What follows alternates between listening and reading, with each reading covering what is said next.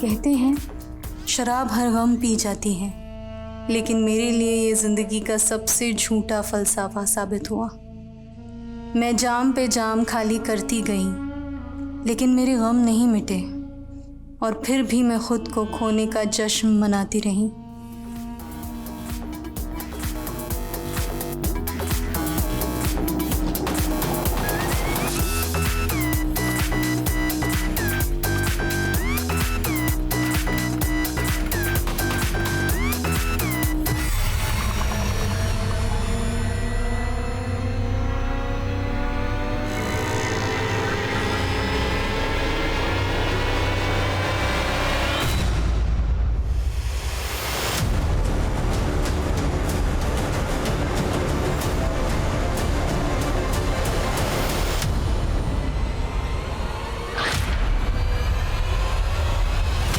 कहते हैं किसी की एक बुराई उसकी सारी अच्छाइयों को खा जाती है, पर बुराइयां किस में नहीं होती। कोई झूठ बोलता है, कोई नशा करता है, हम सब में कोई ना कोई खामियां होती हैं और हम सब अपने अपने स्वभाव के हिसाब से जीते हैं। कल्पा का भी एक लाइफस्टाइल था और वो अपनी कमियों को सुधार के एक अच्छा इंसान बनने की कोशिश कर रही थी, लेकिन उसके साथ ज्यादतियां भी हो रही थी और उसकी जिंदगी एक दर्दनाक सा सफर बनकर रह गई थी।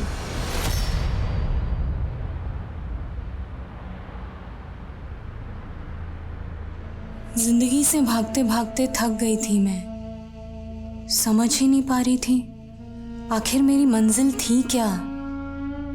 लेकिन मैं मरना नहीं चाहती थी, मुझे अपने परिवार के लिए जीना था।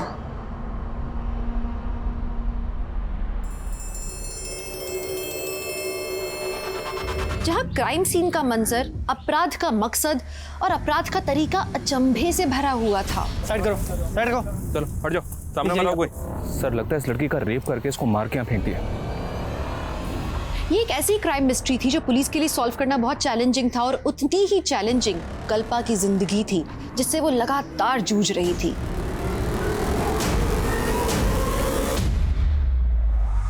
मैम मैं जानती हूँ नशा करते वक्त इंसान अपनी परवाह करना भूल जाता है, लेकिन मुझे जिंदगी कभी रास ही नहीं आई। तुम यहाँ रहकर 40 दिन का एक सेशन पूरा करो और इसके बाद तुम शराब को कभी हाथ नहीं लगाओगी। लेकिन मैम मुझ पर काफ़ी कर्जा है, मैं 40 दिनों के लिए जॉब से छुट्टी नहीं ले सकती। क्या आप प्लीज़ मुझे कोई दवा सजेस्ट नहीं कर सकती? कल्पा, नशा दवा से नहीं, तुम्हारी स्ट्रॉन्ग विल पावर से ही छूटेगा। और क्या बाहर रहकर तुम खुद पर कंट्रोल कर पाओगी?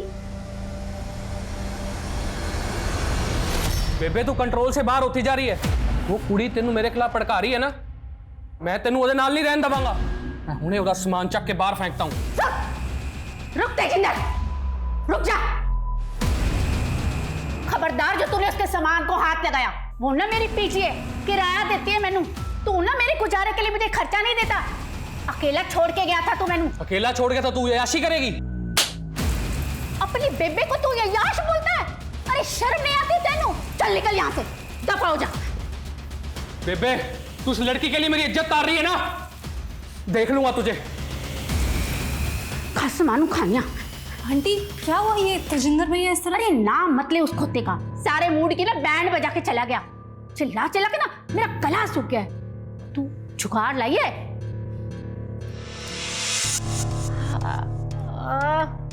वाह जी वाह, तू ना मेरी असली पुत्र है।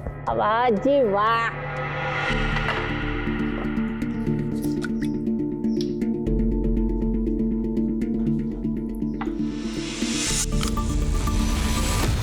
कल्पा, नशा दवा से नहीं, तुम्हारी स्ट्रॉन्ग विल पावर से ही छूटेगा।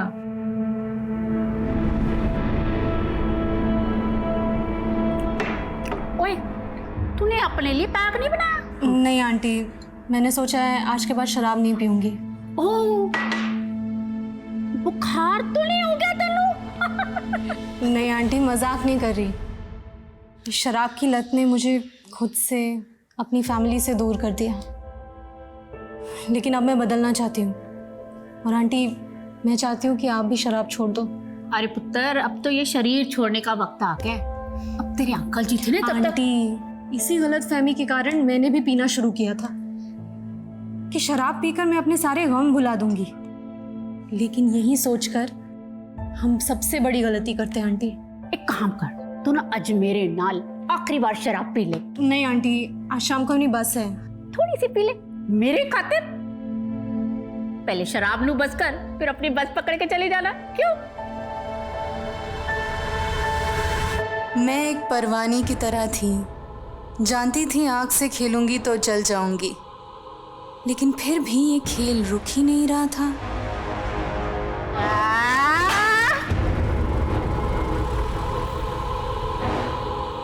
टाइम क्या हुआ बेटा? 8:30 हो रहे हैं। सर दर्द से फटा जा रहा है। एक काम करना, कंडक्टर से पूछना कि खाने के लिए बस कब रुकेगी। प्लीज बेटा। ठीक है आंटी।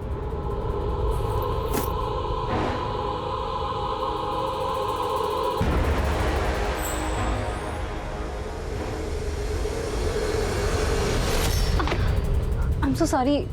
नहीं नहीं, कोई बात नहीं, कोई बात नहीं।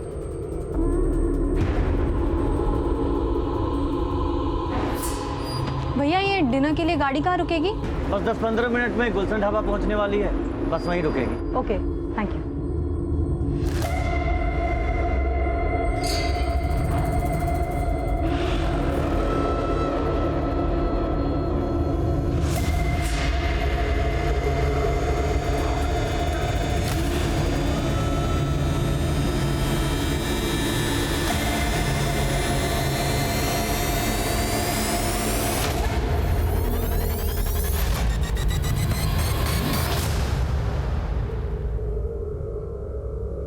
खाना खाएगी तुम?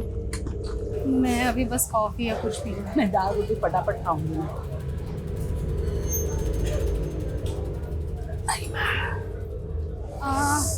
आंटी मैं अभी आती हूँ। हाँ।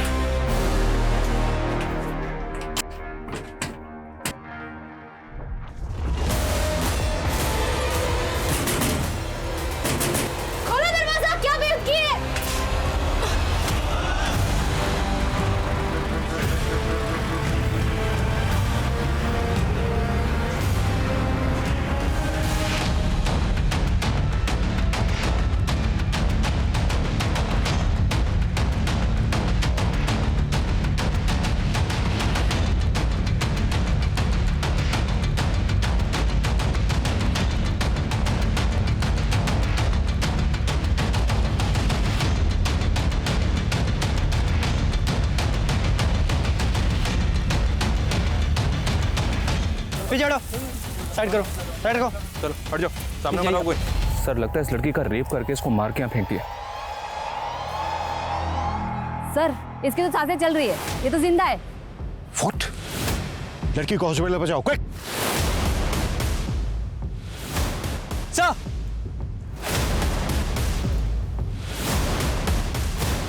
सर लेडीज के कपड़े लगता है इसी लड़की के हैं।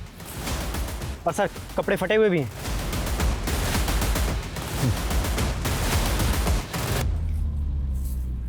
मनीष सर ये देखो ब्लड का निशान, लगता है लड़की को इस तरफ से लाया गया है।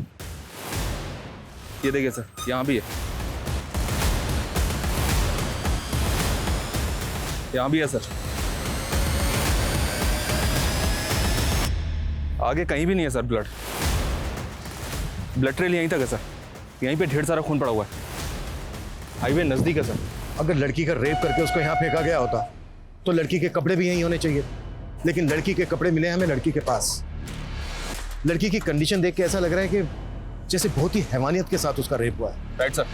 क्रिमिनल्स को लगा होगा कि लड़की मर गई, लेकिन लड़की सरवाइव कर गई। लड़की का होश में आना बेहद जरूरी है, क्योंकि ये लड़की हमें बता सकती है कि उसके साथ ये दरिंदगी किसने की। राइट सर, वो लड़की कोमा में चली गई है। डॉक्टर इस लड़की का स्टेटमेंट लेना हमारे लिए बेहद जरूरी है। उस कंडीशन से बाहर कब आ पाएगी? फिलहाल ये बता पाना मुश्किल है। ये मिरेकल ही है कि वो इस कंडीशन में भी जिंदा है। उसकी गर्दन और शोल्डर पे कई फ्रैक्चर्स भी हैं। उसकी चोटों को देखकर लगता है जैसे वो एक सीरियस रोड एक्सीडेंट का शिकार हुई है। मतलब कल रात लगभग 12 बजे के आसपास उसको ये जख्म दिए गए होंगे। अच्छा डॉक्टर, हमें लग रहा है कि लड़की के साथ गैंग रेप भी किया गया है। हमें भी ऐसा लग रहा है। हमने सीमन सैंपल्स भी कलेक्ट किए हैं जो हमने जांच के लिए भेज दिए हैं, जिससे हमें पता लग जाएगा कि उसके साथ कितने लोगों ने गैंग रेप किया है। पिछले 24 घंटे से वो लड़की जिंदगी से जूझ रही, हमें भी खुद को चैलेंज देना है। अगले 24 घंटे के अंदर हमें उस लड़की की पहचान पता करनी है, ताकि हमें यह पता चल सके कि वो लड़की उस जगह पर कैसे पहुंची और उसके साथ ये दरिंदगी किसने की। लेकिन सर, हमें किसी भी थाने में उसकी कोई मिसिंग कंप्लेंट नहीं मिली। आसपास भी इंक्वायरी की लेकिन कुछ भी हासिल नहीं हुआ। हो सकता है सर वो लड़की इस एरिया की हो ही नहीं। भले ही वो लड़की इस एरिया की ना हो, पर उसके गुनहगार तो इस एरिया के हो सकते हैं। इस एरिया के जितने भी उठाए गए हिस्ट्री शीटर हैं, सबको उठाओ, कुटो। पुलिस कोई कोताही नहीं बरत रही थी। उन्होंने कई लोकल गुंडों और हिस्ट्री शीटर्स को इंटरोगेट किया, लेकिन कोई सफलता हासिल नहीं हुई। और कल्पा का परिवार कहाँ था, वो अभी तक उसकी पहचान के लिए सामने नहीं आया था। कल्पा, उठ जा बेटा, 8 बज गए। उठो उठो जल्दी, उठो ना बेटा। चलो उठो, 8 बज गए ना बेटा, उठ जाओ। मंजुला, सोने दे इसे कुछ देर और। वैसे भी आज संडे है, इसे कौन सा कॉलेज जाना है? पर पापा, आप संडे को कहाँ जा रहे हो? फैक्ट्री में बड़ा ऑर्डर आया है, संडे का एक्स्ट्रा पार्टी कमाने का मुझे भी मौका मिला है। नहीं नहीं पापा, आप वैसे ही रोज ओवर टाइम करते हो, कम से कम संडे को तो आराम कर लिया करो। एक बेटी का बाप हूँ मैं, कल को तेरी शादी भी तो करनी है। नहीं, मुझे शादी नहीं करनी। बीए पूरा होते ही मैं भी जॉब करूंगी। मुझे आपका हाथ बटाना है। इतनी जल्दी मुझे विदा करने का मत सोचो आप लोग।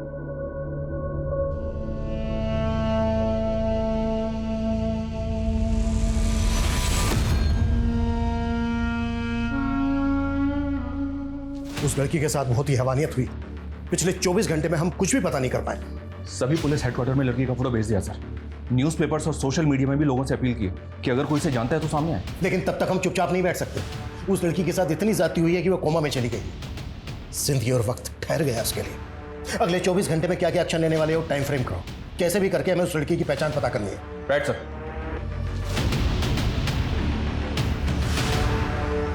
मेरे जख्मों ने मुझे नई पहचान दी है।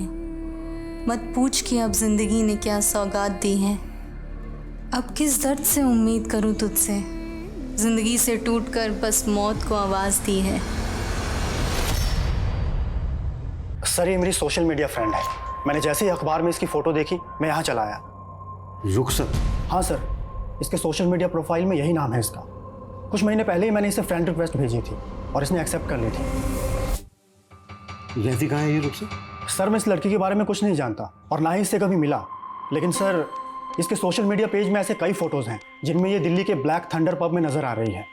सर, इन फोटोज़ को देखकर लगता है कि शायद इसका इस पब में काफ़ी आना जाना था। फिलहाल तुम जा सकते हो, अगर जरूरत पड़ी तो हम तुम्हें दोबारा बुलाएंगे। जी सर। मनीष सर, एक तरफ तो ये लड़का कह रहा है कि उस लड़की से कभी मिला तक नहीं था, और दूसरी तरफ उस लड़की के लिए इसका इतना कंसर्न। देखो इसको, और रुक सकते हैं सोशल मीडिया अकाउंट से लिंक्ड मोबाइल नंबर, उसकी पर्सनल डिटेल पता करवाओ। तब तक दिल्ली के ब्लैक थंडर पब जाते हैं, शायद वहां से उस लड़की के बारे में कुछ पता चल जाए। Right sir.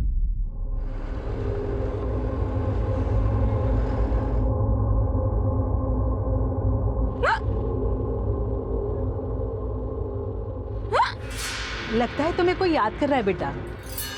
मुझे कोई याद करे ऐसा कम ही होता है आंटी। ऐसा क्यों बोल रही है बेटा? तेरे अपने तुझे क्या याद नहीं करते? एक काम कर, ये टॉफी खा ले, हिचकियाँ कम हो जाएगी। ले। नहीं, मैं ठीक हूँ आंटी। अरे ये खा ले और भी ठीक हो जाएगी। ले खा। Thank you.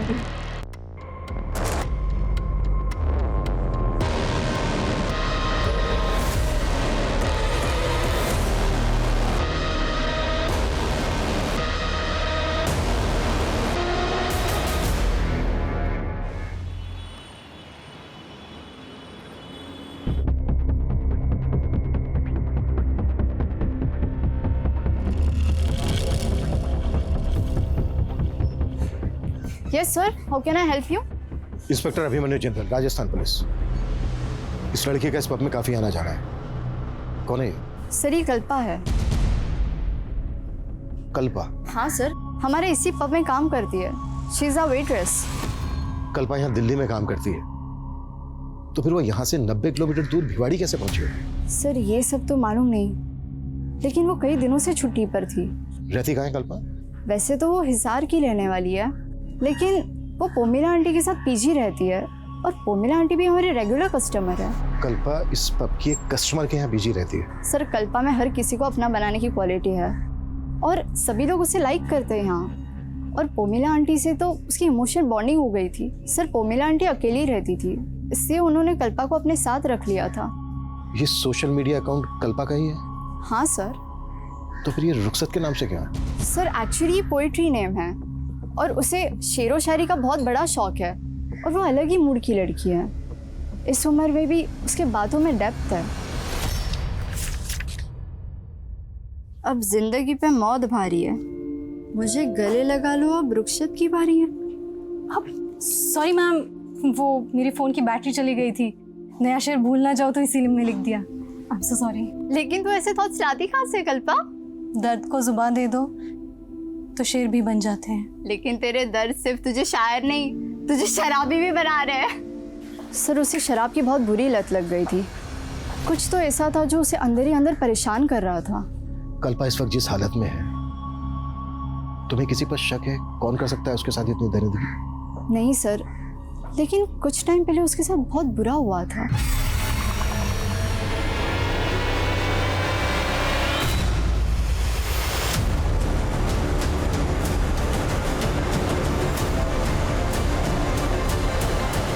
किसने किया था ये सब उसके साथ? सर ये हरकत किसने की थी इसका तो पता नहीं चला, लेकिन मैंने कल्पा को कहा था पुलिस कंप्लेंट करने के लिए, लेकिन शर्म की वजह से उसने की नहीं।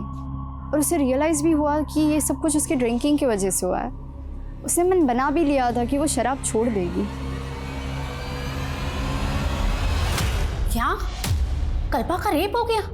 कल्पा इतने दिन से गायब है, आपने जानने की कोशिश नहीं की कि वो कहाँ गायब है? सर वो तो अपने परिवार वालों से मिलने गई थी। कहाँ रहता है कल्पा का परिवार? हिसार में। 4 तारीख को वो अपने भाई से फोन पे बात कर रही थी और उनका प्रोग्राम बन गया। भैया एक तो मुश्किल से आप मेरा फ़ोन उठाते हो, और ऊपर से माँ से भी बात नहीं करवा रहे। मैंने पहले ही बोला है मैं बाहर हूँ, और वैसे भी माँ तुझसे कोई बात नहीं करना चाहती। ठीक है, तो मैं घर जाके माँ से मिलती हूँ। घर आने की कोई जरूरत नहीं है। क्यों जरूरत नहीं है? वो मेरा भी घर है, और आप मुझे माँ से मिलने से नहीं रोक सकते। दरअसल उसकी अपने भाई से बनती नहीं थी। क्यों नहीं बनती? ये उनकी पर्सनल बात है, और कल्पा ने मुझे कभी कुछ नहीं बताया। वो 5 तारीख को बस से हिसार के लिए निकल गई। कश्मीरी गेट से उसकी 5 बजे बस थी। अगर वो हिसार के लिए निकली थी तो फिर भिवाड़ी कैसे पहुंच गई? ये मैं कैसे कह सकती हूँ? अब हमें कल्पा के परिवार का एड्रेस दीजिए। मेरे पास कोई एड्रेस नहीं है। कल्पा आपके यहाँ पीजी रहती थी, आपने उसका कोई तो आईडी प्रूफ लिया होगा? नहीं सर, हाँ वो मुझे किराया देती थी, लेकिन हमारा रिश्ता तो माँ बेटी जैसा था, और उसके साथ इतना सब कुछ हो जाएगा। सर मैं उससे मिलना चाहती हूँ। एक कांस्टेबल को कश्मीरी गेट भेजकर ये पता करवाओ कि 5 तारीख की शाम को कल्पा ने वहां से किसी बस में बोर्ड किया था, और ये भी पता करवाओ कि कल्पा हिसार जाने वाली थी, वो हिसार नहीं पहुंची, तो उसकी फैमिली ने उसको ढूंढने की कोशिश करनी थी।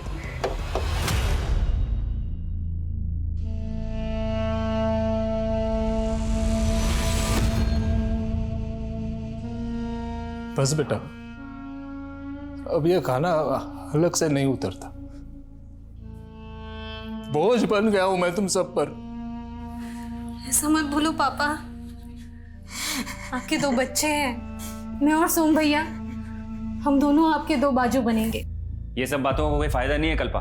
ये दिन रात जिस फैक्ट्री मालिक के तलवे चाटते रहे, उसने मुआवजे के नाम पे 2 महीने की तनख्वाह पकड़ा दी, और फिर ये उसके ऊपर केस भी नहीं कर रहे। बड़े लोग हैं बेटा, ये कोर्ट कचहरी के चक्कर में पड़ेंगे तो हमारा जीना मुश्किल कर देंगे। वो जीना वैसे भी मुश्किल हो गया है हमारा, आपके हाथ भी गए और नौकरी भी।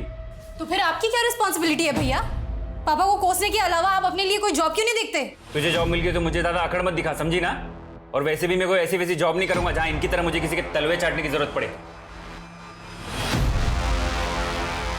पापा आप बिल्कुल परेशान मत होइए, मैं इतना कमाने लगी हूँ कि सब कुछ संभालूंगी। पापा प्लीज आप, पापा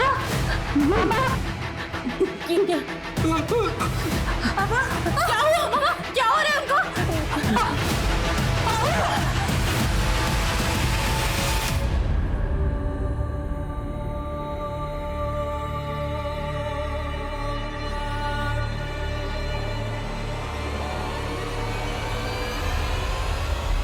सर ये कश्मीरी गेट बस स्टैंड की फुटेज है।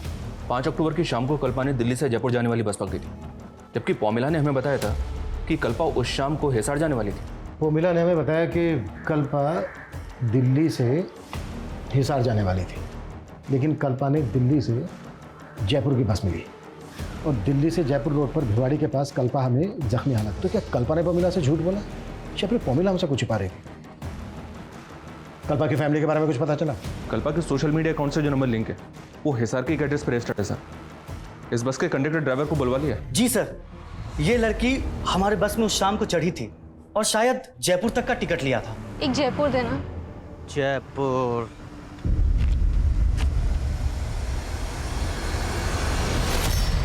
ये लड़की जयपुर जा रही थी तो फिर हमें जख्मी हालत में भिवाड़ी में कैसे मिली? सर मुझे कुछ समझ नहीं आ रहा सर। रेप हुआ इस लड़की के साथ। देख अगर कुछ भी छिपाया ना हमसे तो। हम कुछ नहीं छिपा रहे हैं सर, लेकिन हाँ सर, जयपुर पहुंचने पर हमें एक सवारी का बैग मिला था। सर वो बैग हमने जयपुर बस स्टैंड के लगेज रूम में जमा करवा दिया था। हमारी बस रोजाना रात डिनर के लिए गुलशन ढाबे पर रुकती है और गुलशन ढाबा भिवाड़ी से 15-20 किलोमीटर पहले ही पड़ता है। तू कह रहा है कि वो बस डिनर के लिए गुलशन ढाबा पर रुकी, वो लड़की बस से उतरी लेकिन वापस बस में नहीं चढ़ी? हमें ये याद नहीं है सर। उस बस में जो पैसेंजर ट्रैवल कर रहे थे सबकी डिटेल दे, हमें याद दिलाते हैं तुझे। सर ये लंबे रूट की बस है, हर रोज नई सवारी बैठती है, अब इतना याद कैसे रहेगा? तो अपनी याददाश्त पे जोर डाल। जब तक इसको सब कुछ याद नहीं आ जाता ना, जाने मत देना यहाँ से। और तेरे बस का ड्राइवर आने वाला था, वो आया क्यों नहीं अभी तक? कहाँ है वो? सर आज वो ड्यूटी पर नहीं आया था, लेकिन हमने उसे आने को बोला है। याद दिलाओ इसको। सर हमने क्या किया है सर? हमें क्यों पकड़ रहे हैं सर? सर उस लड़की की बॉडी पे जो सीमेन सैंपल्स मिले थे उनमें से एक ही डीएनए मिला है। चलते हुए हाईवे पे एक अकेला आदमी एक लड़की के साथ इतना कुछ करे और लड़की रिटेलिएट ना करे, पॉसिबल नहीं है। क्या वाकई में रेप करने के बाद लड़की को जख्म दिए गए होंगे? सर आप ये कहना चाह रहे हैं कि लड़की के साथ रेप जख्मी हालत में हुआ है? वो बस डिनर के लिए गुलशन ढाबा पे रुकी थी, वहां चलते हैं। सर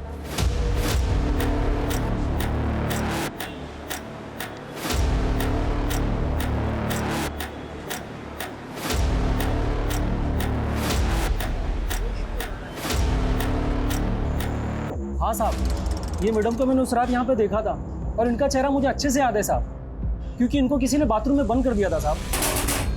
खोलो दरवाजा। कौन है वहां?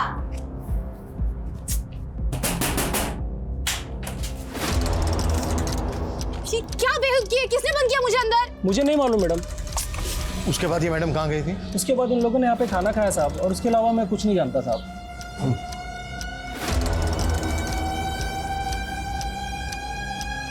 ये सीसीटीवी काम कर रहा है? जी साहब काम कर रहा है। हमें 5 अक्टूबर की रात की फुटेज चेक करना, दिखाओ। हाँ साहब आइए। हाँ शर्मा बोलो। सर 6 अक्टूबर की सुबह जो बैग बस में मिला था वो मैंने चेक किया, उसमें कल्पा का आईडी और लेडीज़ के कुछ कपड़े थे। सर मुझे लगता है वो बैग कल्पा का ही है। कल्पा खुद से तो अपना बैग बस में छोड़ेगी नहीं, इसका मतलब ये है कि कल्पा के साथ जो कुछ भी हुआ है वो इसी सफ़र के दौरान हुआ है। साहब हमने कुछ नहीं किया साहब, हमें जाने दीजिए ना सर।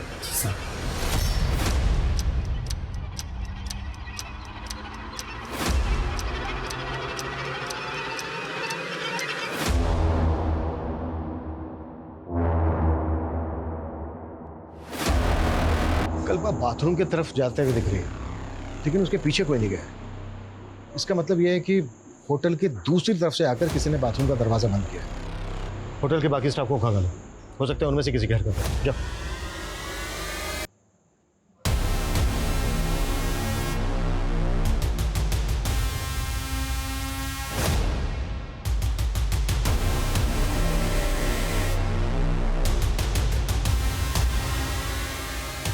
सर कहीं ऐसा तो नहीं कि वो लड़के उस रात कल्पा को अपने साथ कार से ले गए? कल्पा अगर अपनी मर्जी से कार में उनके साथ जाती तो अपना बैग बस में क्यों छोड़ती?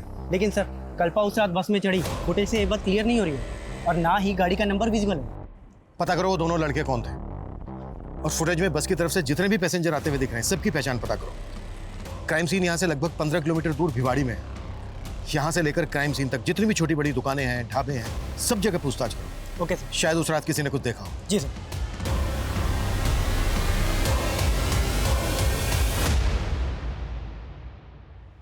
मनीष, हिसार पहुंचे?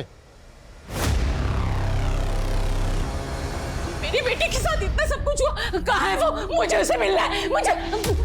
मनीषा हेल्प करो। माँ जी संभालिए अपने आप। माँ जी संभालिए।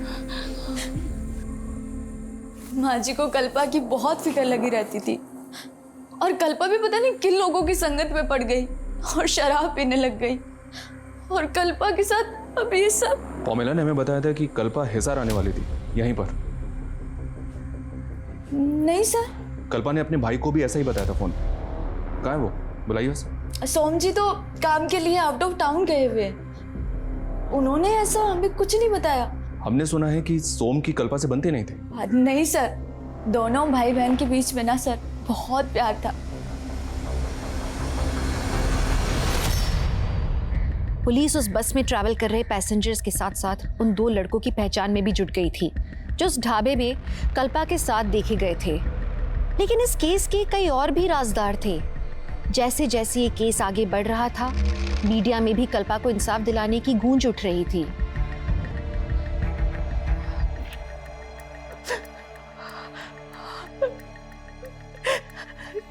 कितने साल से मैं तेरी शक्ल देखने के लिए तरस रही थी बेटा। मुझे क्या पता था मैं तुझे इस साल में देखूंगी। तू चुप क्यों है बेटा? बात कर ना, अपने माँ से बात कर। ये अपनी माँ से क्यों नहीं बात कर रही डॉक्टर साहब? क्यों नहीं बात कर रही? माँ, मुझे विश्वास नहीं हो रहा है कि आपने मुझसे बात करने के लिए फोन किया। मेरा बस चलता ना तो मैं तुझे यहाँ बुला लेती, लेकिन तेरे भाई के आगे मेरी एक भी नहीं चलती। लेकिन आप मेरे पास भी आकर रहना नहीं चाहती। सुना है तू शराब पीने लगी है, क्या ये सच है? वो माँ, बोलना। अरे सुधा, मेरा फोन देखा क्या? माँ क्या हुआ? माँ बात तो करो। माँ हेलो।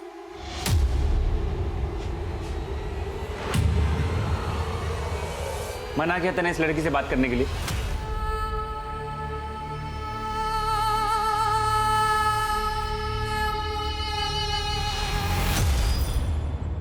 कल रात इन लोगों को तुम्हारी बस में से उतरते हुए देखा गया। हमें इनकी पहचान करनी है। कहाँ मिलेंगे ये लोग?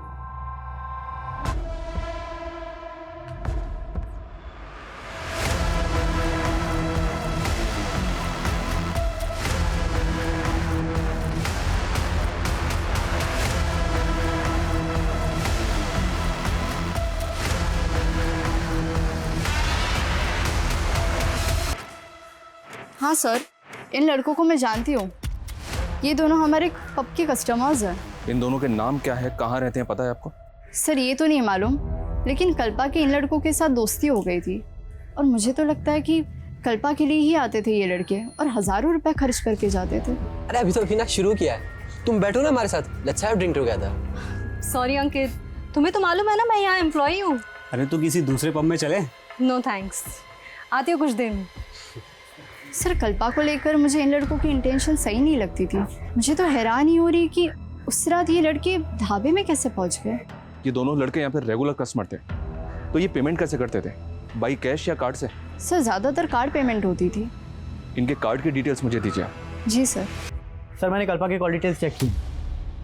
5 अक्टूबर की रात को 8:30 बजे कल्पा ने इस नंबर पे कॉल किया था सर।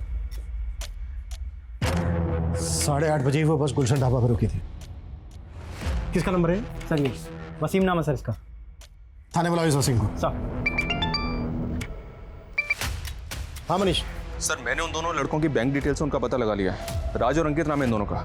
दिल्ली के हरिनगर में ये दोनों एक साथ रहते हैं। मैं अभी हरिनगर में ही हूँ, लेकिन इनके घर पे ताला लगा हुआ है सर। और अंकित का जो मोबाइल नंबर बैंक से लिंक है वो भी बंद आ रहा है। इसका मतलब ये दोनों लड़के इस कांड में इन्वॉल्व हैं, इसीलिए गायब है।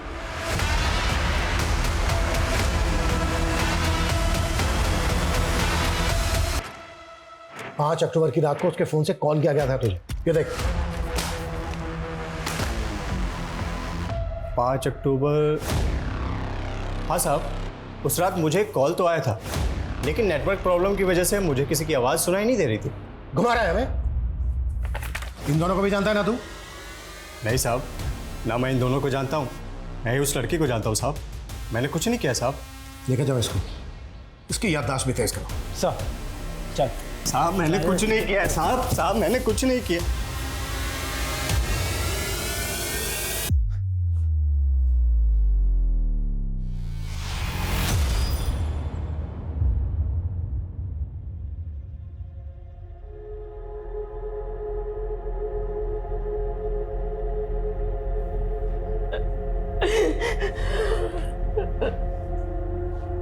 माँ ये क्या हो गया? यही चाहता था ना तू कि वो हमेशा के लिए खामोश हो जाए। देख तेरे मंसूबे पूरे हो गए। कैसी बात कर रही हो माँ? बहन है वो मेरी। लेकिन तू उसका भाई खिलाने के लायक नहीं है। पिछले 3 साल से मैं उसकी शक्ल देखने के लिए तरस रही। सिर्फ तुम्हारी वजह से मैं अपनी बेटी की शक्ल नहीं देख पाई। सिर्फ तुम्हारी वजह से।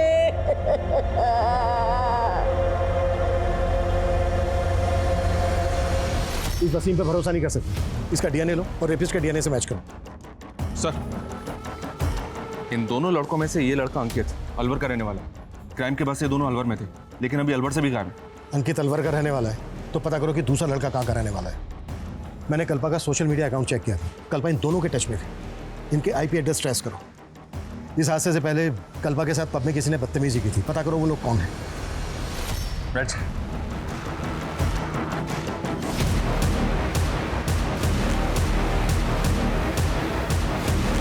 लेकिन पुलिस को ये बात समझ में नहीं आ रही थी कि अगर कल्पा हिसार के लिए निकली तो उसने बस जयपुर की क्यों पकड़ी।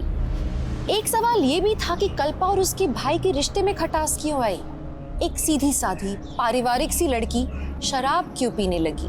पुलिस ये जानने में लगी थी कि कल्पा के साथ कौन कौन पैसेंजर्स ट्रैवल कर रहे थे। तभी राज और अंकित जो उसके साथ ढाबे में देखे गए थे, उनमें से राज को उसके नेटिव एड्रेस चंडीगढ़ से अरेस्ट कर लिया गया। उस रात हम अलवर गए हुए थे और दिल्ली वापस जा रहे थे साहब। इत्तेफाक से कल्पना हमें उस ढाबे पे मिल गई थी साहब। और फिर जबरदस्ती उसे अपनी कार में बिठाया और ले गए। सर हम उसके साथ ज़बरदस्ती कैसे कर सकते हैं सर? वो हमारी बहुत अच्छी दोस्त थी सर। हाँ सर, वो वहाँ बस से ही वापस गई थी।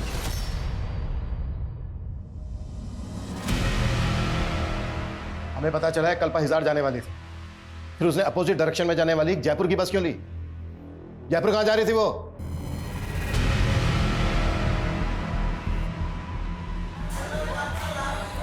मैंने कभी अपनी ज़िंदगी की कदर की ही नहीं, हमेशा माँ का दिल दुखाया। एक्चुअली उन्हीं से मिलने हिसार जाने वाली थी, लेकिन फिर सोचा अब मैं माँ से तभी मिलूंगी जब पूरी तरह से शराब पीना बंद कर दूंगी। इसीलिए मैं 40 दिनों के लिए जयपुर जा रही हूँ, नवज्योति नशा मुक्ति केंद्र। कल्पा बहुत पॉजिटिव लड़की थी। उससे बात करके हमेशा पॉजिटिव वाइब्स ही आती थी। हम उसके साथ ऐसा करने की सपने में भी नहीं सोच सकते साहब। फिर तुम दोनों गायब क्यों हुए थे? डर गए थे साहब। डर इसलिए गए थे क्योंकि तुम दोनों भी इन्वॉल्व हो इस क्राइम में। रेपिस्ट के सैंपल्स हैं, डीएनए सैंपल्स हैं हमारे पास। तुम दोनों के भी सैंपल्स हैं, सब साफ हो जाएगा। डीएनए सैंपल्स लो इनके।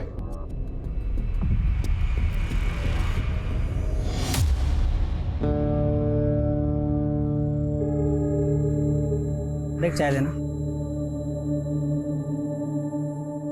ये उस दिन काफी पुलिस दिखाई दे रही थी यहाँ।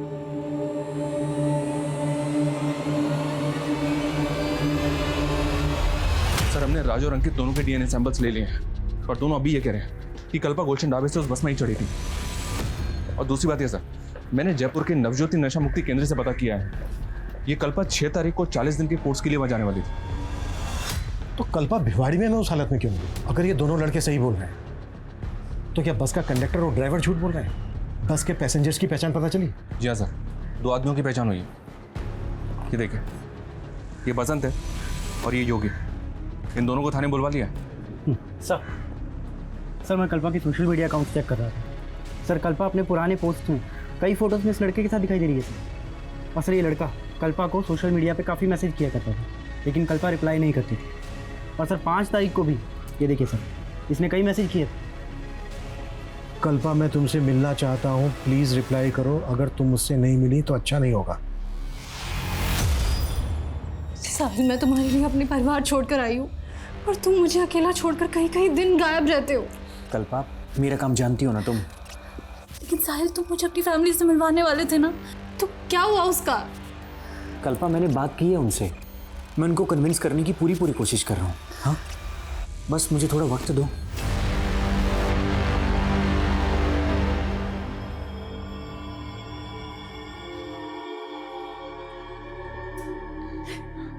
देखिए क्या हो गया मेरी बेटी का। रब पे भरोसा रखो, नहीं सोने कुड़िए, कुछ नहीं होगा इसको।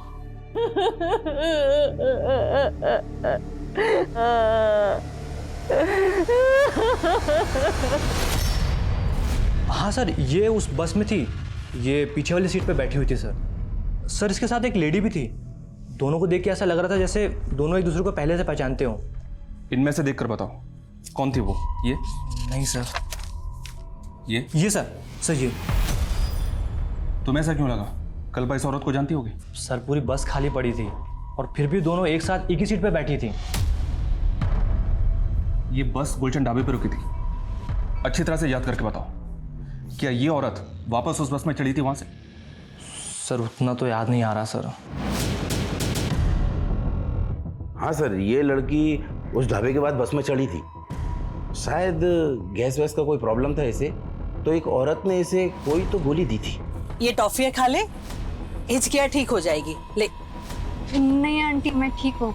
अरे ये खाएगी तो और भी ठीक हो जाएगी। ले। सर हो सकता है वो नशे वशे की गोली। तो तुम्हें उस औरत पे शक है? नहीं सर, पहले शक नहीं था, लेकिन अब ये सब पता चलने के बाद तो शक हो रहा है सर। और गुलशन ढाबे से थोड़ा दूर जाने के बाद मुझे एक लड़की के चीखने की आवाज़ सुनाई दी थी, और तब मैंने देखा तो वो बस में वो लड़की नहीं थी, लेकिन हाँ दूसरी सीट पर वो औरत आंखें बंद करके बैठी हुई थी। अगर ऐसा था तो तुमने बस क्यों नहीं रुकवाई? सर उस वक्त मुझे कुछ समझ में नहीं आया, लेकिन ये ज़रूर है कि मैंने किसी की चीखने की आवाज़ सुनी थी। हमने कोई भी चीख की आवाज़ नहीं सुनी थी सर। तो पैसेंजर बसन झूठ बोल रहा है? सर हमें नहीं पता कि वो ऐसा क्यों बोल रहा है, लेकिन हमने कोई चीख नहीं सुनी। बसंत और एक दूसरे पैसेंजर का कहना है कि गुलशन ढाबा पे कल्पा वापस बस में चढ़ी थी, लेकिन तू शुरू से कह रहा है कि वो बस से उतरी थी लेकिन बस में चढ़ी नहीं वापस। सर मैंने कहा था कि मुझे याद नहीं है कि वो बस में चढ़ी या नहीं चढ़ी। तेरी याददाश्त को हम अच्छे से ठीक करते हैं। 10 सालों। सर ये लड़का साहिल है। कल्पा इस लड़के से प्यार करती थी, लेकिन हम नहीं चाहते थे वो इस लड़के से शादी करे। भैया समझने की कोशिश करो, मैं साहिल के बिना जिंदा नहीं रह सकती। बस कर। आज अगर तेरे पापा जिंदा होते ना, तो वो भी दूसरे समाज के लड़के के साथ तेरी शादी नहीं होने देते। लेकिन कल्पा अपने मर्जी की मालिक थी। वो इस लड़के के लिए हमें छोड़कर दिल्ली चली गई। फिर उसे बाद में एहसास हुआ कि हम सही थे। इस लड़के ने कल्पा के साथ किया क्या था? सर धोखा दिया था। ये लड़का पहले से ही शादीशुदा था। तुमने समझ के रखा है मुझे? हाँ, मैंने तुम्हारे लिए अपनी फैमिली से बगावत की और तुमने मुझे इतना बड़ा धोखा दिया साहिल। मैं मानता हूँ मैं शादीशुदा हूँ, लेकिन मैं तुम्हें अपनी दूसरी बीवी बनाकर रख सकता हूँ। इसी गम में कल्पा ने शराब पीनी शुरू कर दी थी। माना कि उसने गलती की थी, लेकिन सोहम ने उसे कभी माफ नहीं किया, इसलिए अकेली ही अपना कम झेलती रही वो।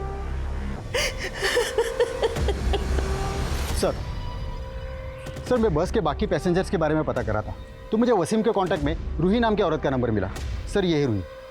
सर ये वही औरत है जो कल्पा के साथ बस में थी। सर ना मैं झूठ बोल रही हूँ और ना वसीम। उस रात मेरे फ़ोन की बैटरी चली गई थी, तो मैंने उस लड़की के फ़ोन से वसीम को फ़ोन ज़रूर किया था, लेकिन नेटवर्क प्रॉब्लम था, इसलिए हमारी बात नहीं हो पाई थी। तुमने उस रात उस लड़की को कुछ खिलाया भी था? क्या नशा मिला था उसमें? कैसी बात कर रहे सर, मैं ऐसा कुछ क्यों करूँगी? वो लड़की जख्मी हालत में हमें भिवाड़ी में मिली। भिवाड़ी से थोड़ा दूर डोसा उतरी थी तुम, और वो लड़की पूरे रास्ते तुम्हारे साथ थी। देखो कुछ भी हमसे छिपाना मत। मैं कुछ नहीं छिपा रही सर, मैं उस लड़के के साथ बैठी ज़रूर थी, लेकिन बाद में मैं आगे की सीट पे चली गई थी।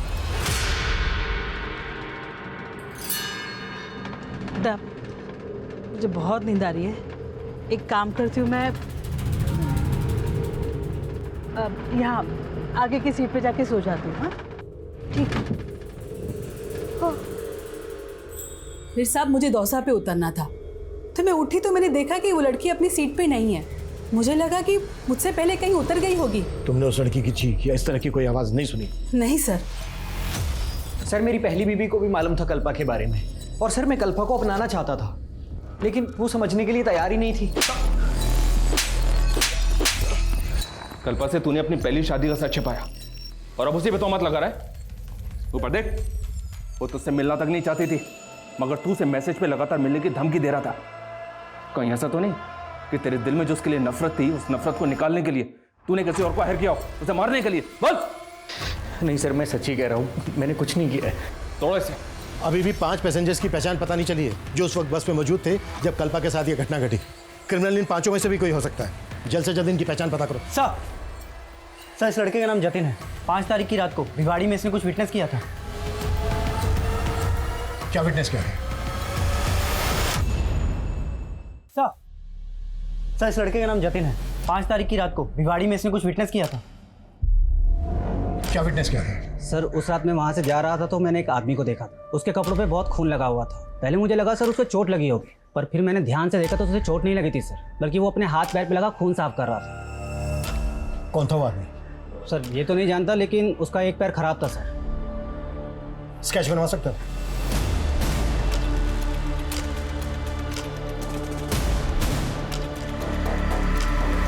सर इसे मैं जानता हूँ, ये चने वाला बबलू है, बसों में चना बेचता है। सर उस रात हमारे बस में ये गुलशन ढाबा से चढ़ा था और दोसा में उतर गया था। कहाँ मिलेगा ये? साहब आपको मुझे देख के ऐसा लगता है कि मैंने ऐसा किया है, मुझे फंसाया जा रहा है साहब। मैंने कुछ नहीं किया, मैं बेकसूर हूँ साहब। ये घुमा फिरा के बात मत कर, कल पेशी है तेरी कोर्ट में। जो किया है कबूल कर ले।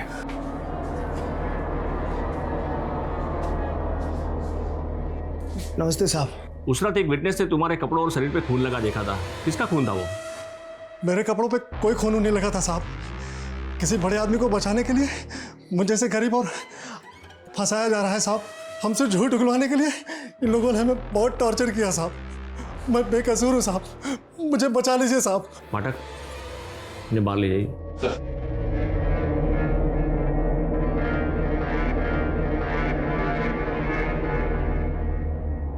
जिंदल, क्या ऐसा घिनौना क्राइम ये कर सकता है? सर हमने पता किया, उस आदमी ढाबे पे ही था और उस बस कंडक्टर का भी ये कहना है कि बस में भी था। वो बस कंडक्टर तो शुरू से ही अपना स्टेटमेंट बदल रहा है। और इस बबलू के खिलाफ कोई तुम्हारे पास एविडेंस है? सर हमने डीएनए करवाया है, बस रिपोर्ट आनी बाकी है। मुझे उस आदमी का डीएनए टेस्ट चाहिए जिसने इस बबलू के खिलाफ गवाही दी है, और मुझे नहीं लगता ये बबलू ऐसा क्राइम कर सकता है। मजिस्ट्रेट के ऑर्डर के बाद पुलिस ने इस केस को और बारीकी से स्टडी करना शुरू किया। उस रात बस में मौजूद सभी पैसेंजर्स के उन्होंने डिटेल्स निकाले और 10 से ज्यादा सस्पेक्ट्स के डीएनए सैंपल्स कलेक्ट किए। वहीं कल्पा अभी तक कोमा में थी। उसके होश में आने की उम्मीद और उसके गुनहगारों को पकड़ने की उम्मीद दोनों अभी तक नाजुक मोड़ पर थे। सर, अभी तक जितने भी सस्पेक्ट्स पकड़े गए थे सबकी डीएनए रिपोर्ट आ गई। इनमें से एक का डीएनए कल्पा की बॉडी पे मिले डीएनए से मैच करता है और वो ये है सर।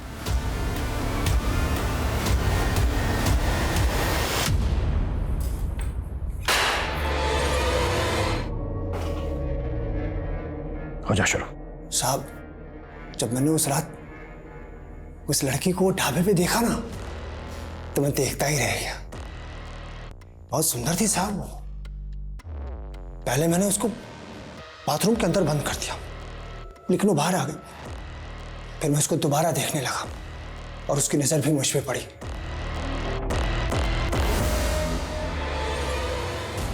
लेकिन मेरी नजर उसी पे टिकी हुई थी। मैं जानता था कि वो जिस बस से आई है उसी बस से वापस जाएगी। बस के अंधेरे और कम पैसेंजर की वजह से मैं बस में चढ़ गया। बस डोसा रुकने वाली थी। डोसा से 2-3 किलोमीटर पहले मैं उसकी सीट के पास गया, फिर चलती गाड़ी से फेंक दिया। फिर डोसा बस स्टॉप पे उतरकर मैं वापस आया। इसकी चीखें मुझे मेरे केबिन तक सुनाई देनी चाहिए।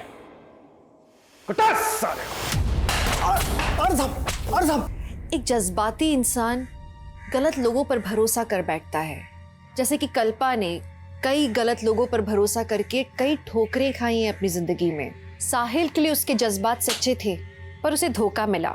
उसके परिवार के लिए उसके जज्बात सच्चे थे पर उसे सहारा नहीं मिला और वो बेचारी जूझती रही। उसके अंदर यह एहसास हमेशा से था कि उसे तबाही का नहीं उन्नति का रास्ता अपनाना है, लेकिन फिर उसके मासूम जज्बात एक सर फेरे के चपेट में आ गए। कदम कदम पर लड़खड़ाते हुए भी कल्पा शायद आज इस उम्मीद में जिंदा है कि वो लोगों के सामने साबित कर सके कि वो नहीं, सिर्फ उसकी आदत गलत थी। हम कल्पा के इस जज्बे को सलाम करते हैं और हम ये आशा करते हैं कि कल्पा जल्दी से स्वस्थ हो जाए। तो अब मैं दिव्यांका त्रिपाठी दहिया लेती हूँ आपसे विदा। फिर मिलूंगी कुछ नई सच्ची कहानियों के साथ। आप देखते रहिए क्राइम पेट्रोल सतर्क। जय हिंद।